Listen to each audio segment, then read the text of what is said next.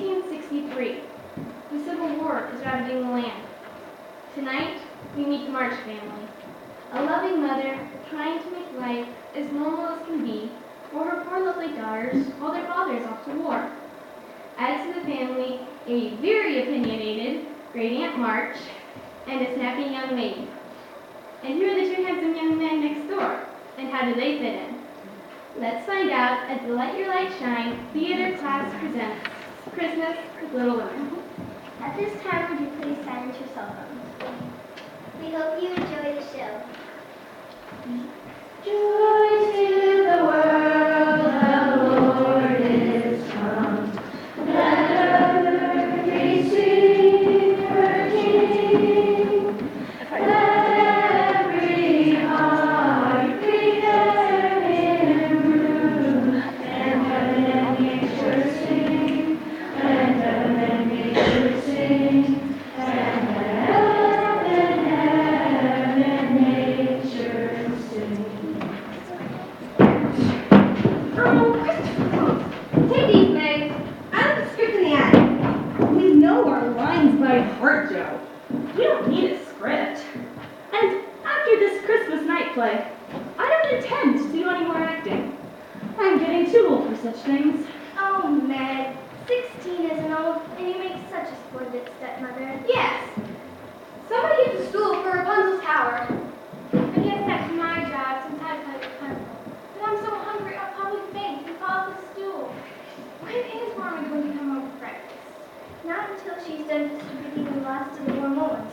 You can wait, Amy. After all, the whole family should be together for breakfast on Christmas morning. With Papa away, the whole family can be together till this blasted war is over. Josephine, you know that you shouldn't use that dreadful slang. You sound just like a boy. I hate to think that I have to grow up and be like Aunt March and wear long gowns and be as prim as an aster. It's bad enough to be a girl anyway, when I like boys' games and manners better. And it's worse now than ever, for I'm dying to go and fight like Papa, but I can only stay at home and knit, like a quirky old woman. Well, there's nothing you can do about it, so you have to learn to be contented as you are. The biscuits will get cold with March's and yours. I'll just be evacuated if there's equal amount of butter. You'll be what? Evacuated. Simply devastated. Oh, stop using words that are too big for you, Amy. You mean devastated. That's what I said. Evacuated. Your absurd words are just as bad as Joe's slang. All right. Amy, climb up in your tower and tie on those long braids. Oh, Beck, put on your spider's costume. And Meg, put on your nose and rouge. You know, of course, that we'll be performing this in the dining room, so that the 48s can be the theater curtains. But right now, with the table set, we'll just have to rehearse in here.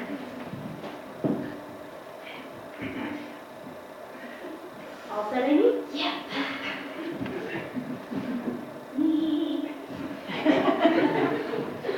Rapunzel, way up in the air!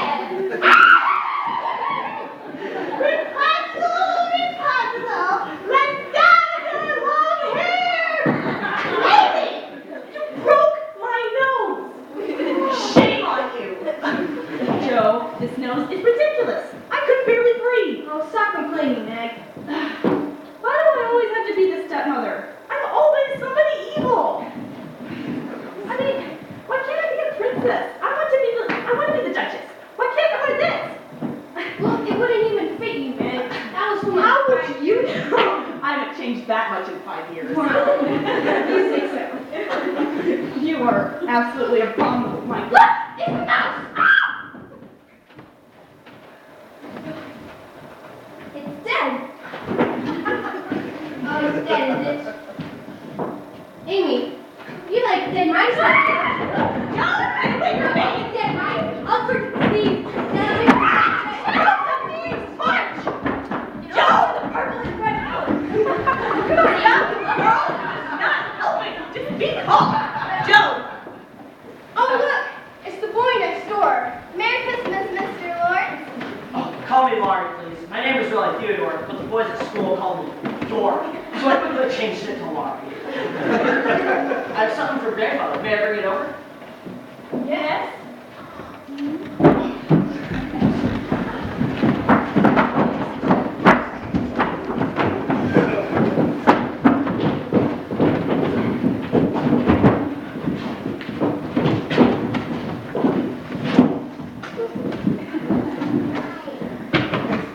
Go right in, Dad. Won't you come in, Lauren? Thank you. You seem to have lots of fun. We do, but we have to work hard for time too.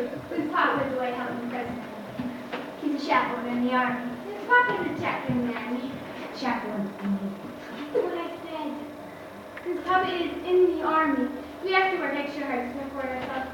Joe helps Aunt Marge bring to and do little eyes out to her. Oh, it's no bed of roses, I can tell you. She's father's main aunt, and is fussy and crotchety and complaining as a toothache. The only reason I chose the job is because she has a wonderful library, and I love to read.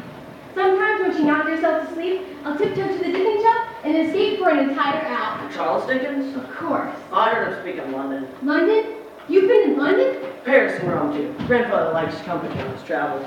I'd give my fortune to see Europe. Any of it. I've heard so much about Paris. I think I could find my way around blindfolded. Even on the chance to see the sea. We mean the Champs-Elysees. Whatever. Some take this. It's a fault learning from grandfather. I'll take it to Hannah. What's this? It's a Christmas present from nice old Mr. Lawrence from the mansion next door. Oh. Yeah, it's as nice a plum pudding as I ever did see. You know, square holly on the top. Okay. I came to see if Miss March is back yet. The cream eggs and ham and peas, but the biscuits are going to deliver. I say, I didn't mean to come over before breakfast.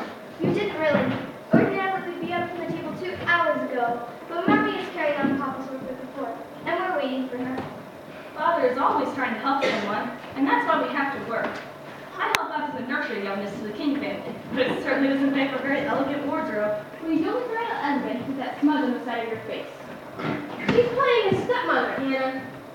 Just keep the oven hot and everything will turn out all right. I have to look hot for the goose. I could use some help in plugging it. I'll be right in. Not now, Beth. We'll all help later, Hannah. I've heard that before. She's awfully good to us.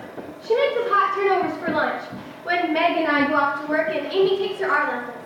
They keep her fingers warm on the way. Now, where were we?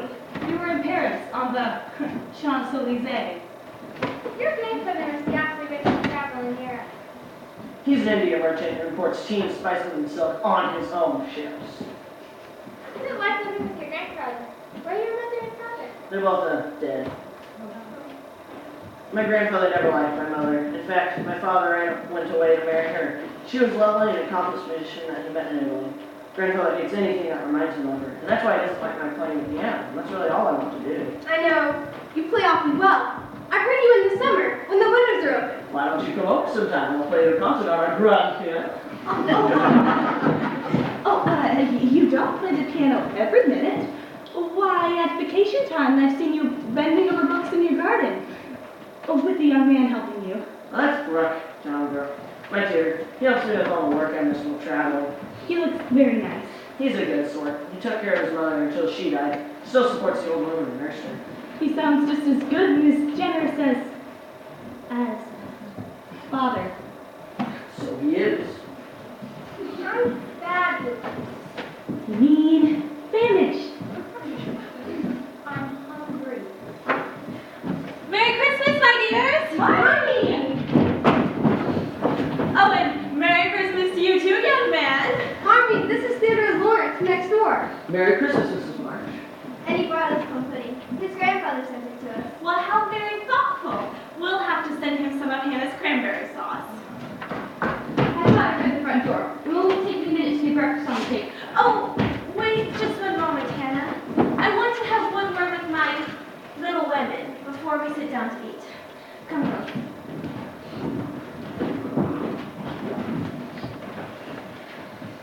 Girls, I have just come from the Humble household. The mother has just had their 7th child. There is absolutely no food in the house and no coal. All of the children are huddled into one bed to keep from freezing. My girls, would you give them your breakfast as a Christmas present? I'm glad you came before we began. Oh, we'll not only give them breakfast, but also a bucket of coal. I can give them the ribbon and send Jonah to me. I love them dearly, but Oh, they were full of knots anyway. I thought you'd do it. We shall all go over and deliver them breakfast, and then come back and have bread and milk and make up for it at dinner time. I'll put the goose in the oven right now. but it's not plucked. I'll put it in. Let us know. Y'all be done in after traveling through all that snow. She doesn't sound too happy about your philanthropy, Mrs. March. I'll go pull his head this up for her. Thank you, Theodore. Call him Laurie, Mother. He prefers it. I'll get our floats in the back. And we'll pack the basket.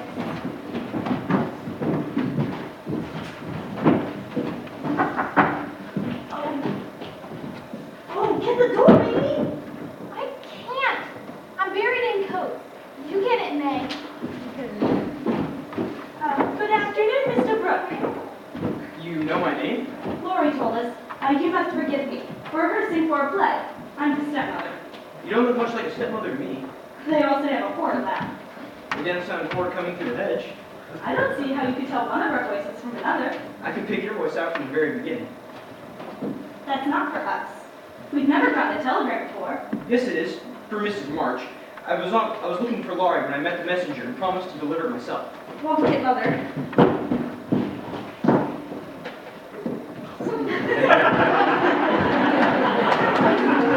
Never heard of telegram with good news. Hush, Hannah.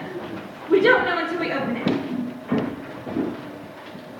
Your husband is very ill. Come at once. S. Hill Blank, Hospital, Washington. I shall go at once. But it may be too late. Oh, girls. Girls, help me to bear it. Where will we get the money for the train ticket? If only I got paid for my riding with the spread eagle. I give everything I have to help Father. We'll have to borrow it from Aunt March. I have $3. Will it help? Thank you, Laurie. That's very thoughtful. But I'm sure that Aunt March will lend it to us. Aunt March will croak. She always does when you ask for a nice I give all my quarterly salary towards the rent. Oh dear, I guess that's all that we can do. I have no money, Mrs. March, but I could act as your escort. Mr. Lawrence has spoken of some business he'd like for me to carry out for him in Washington, and this would be a good time to go. Thank you, Mr. Brooke. That's very kind. But I could hardly ask you to give up Christmas with the Lawrences. I consider it a privilege. I feel so much better with you there to protect her. It's settled then. Miss Mercury's. Oh, I must go prepare for nursing. Hannah, go get the black trunk. Beth, run over to Mr. Lawrence's house and ask him if we can borrow some bottles of old wine. I'm sure that he'd love to help. I can bring him the cranberry sauce at the same time. Will our help, dear man. I won't stay any time crying until I get your things ready. Right away now. There must be something I can do. I'll send him out one of my watercolors at the orchard house from the road, so he won't get no more sick. We'll place it at the very top of the trunk so that it won't get crushed. Oh, you can also go and ask Aunt March for her financial assistance. No, you too. He's here in person. Merry Christmas, Aunt March. Merry Christmas, indeed. Since no one from my nephew's household came to wish me a Merry Christmas, I had my carriage bring me over here. We sang carols under your window last evening. Evening? It was 9 o'clock. I was already in bed, as all decent people should be. We're rather in a state of confusion, Aunt March. You must forgive us. Sit down, Aunt March. We have some red bad news. Thank you, child. Josephine will never think of being so uneasy. Where is Josephine? She went out the front door several minutes ago. You noticed? Nobody else saw her go. I didn't. Who is this young man? He's Mr. Lawrence's grandson. And this is his tutor, John Brooke. And who is the church was? No doubt. Aunt March. Oh, don't go past him. Have I, Ratton? He couldn't even keep you in haircut. Aunt March, we have some very sad news. Here, read this.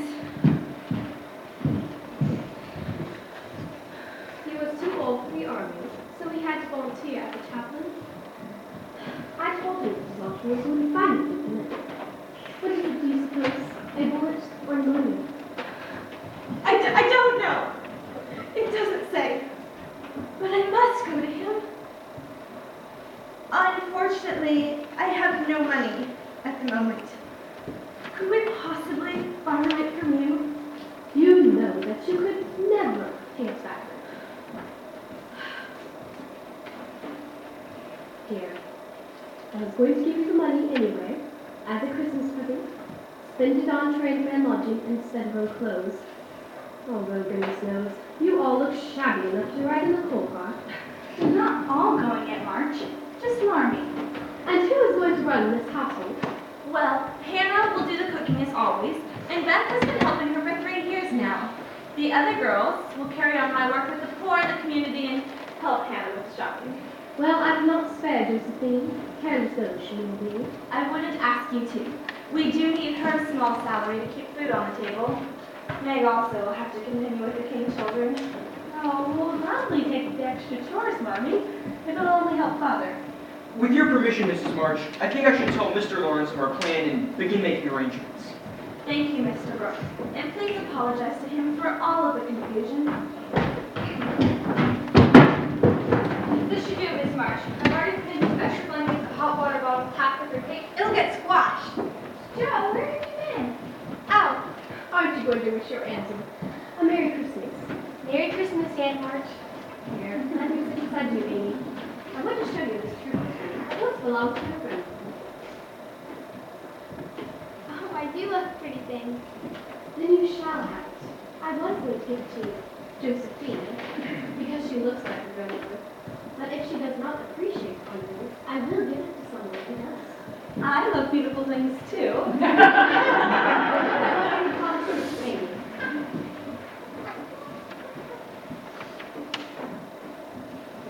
What a very sweet thing for you to do, Aunt March. You're very kind. I try to be. What happened there, child? Oh, some cranberry sauce from Mr. Lawrence. I should be going. Oh, come here a minute, Beth. There may be a few other things that we should borrow from him as well. Perhaps some bandages and some antiseptic. Oh, Marmee. I hope that isn't a gunshot wound. So do I. But we don't know, and I must be prepared for anything. Take off your bonnet, dear. My ears are so cold. Here, stand by the fire. Oh, I might as well get it over with.